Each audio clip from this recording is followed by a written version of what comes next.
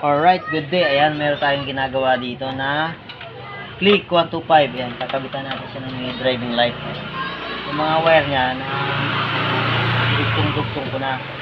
Pero ipapaliwanag ko sa inyo kung paano ito ginawa. Kung paano ito pinagdugtong-dugtong ko. Ito yung galing sa switch, domino switch ito. Itong tatlong wire na to. Ito. Galing sa domino switch to.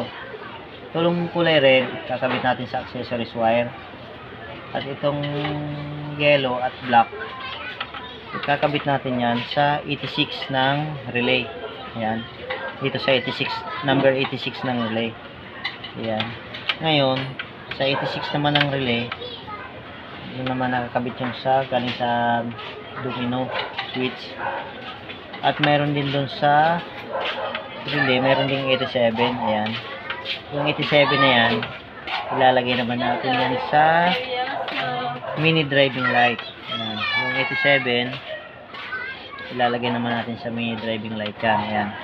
Ito yung yellow at red mini driving light yan. Ayan. At yung kulay yellow naman na isa, tig-isang kulay yellow kasi dalawang relay nito eh. Ito naman number 85 ito. Ito naman ay kakabit natin sa ground o kaya body ground ng motor, battery, at o kaya body ground ng motor. Ayan. Pinagsama ko din yung 85, magkasama din siya.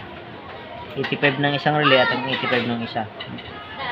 At ngayon, yung relay naman, meron naman yung 30. Yung 30, ito, yung dalawang red na yan. Pinagsama ko din yan. Ilalagay naman natin to sa battery. Sa positive ng battery. Ayan. Sa positive ng battery.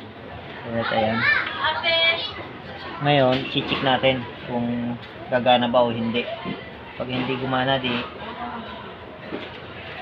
basta gagana. Ayan. Ito ilalagay natin sa ground. Ayan. Ito yung 85. Yung 85 ng relay at ground ng mini driving light. Pagsamahin lang natin. Ayan. Kakabit natin. Alright. Ilagay muna natin sa ground.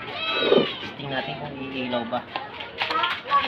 Ito yung switch niya ng mini driving light. Uy, yun. Gumana. Ano ba naman yan? Hindi ko naman pinapagana. Ayan. Pares siyang gumagana.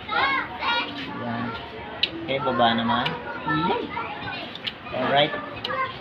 Ganyan lang po ang pag-wiring ng mini driving light. Sana nasundan nyo po. Thank you.